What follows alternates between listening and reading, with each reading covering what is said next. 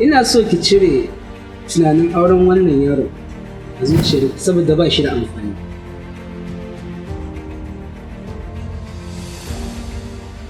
Safwan da Safina.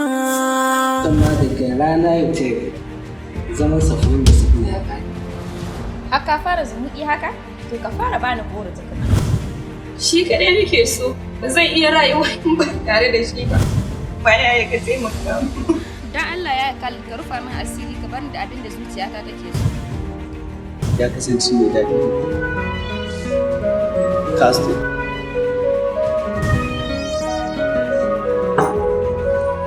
Yawa, faɗa min ina sauraron ki. Safwan da Safina.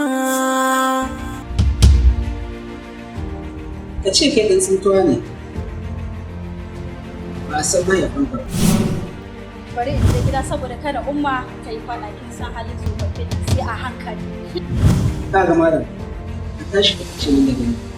Na gama magana.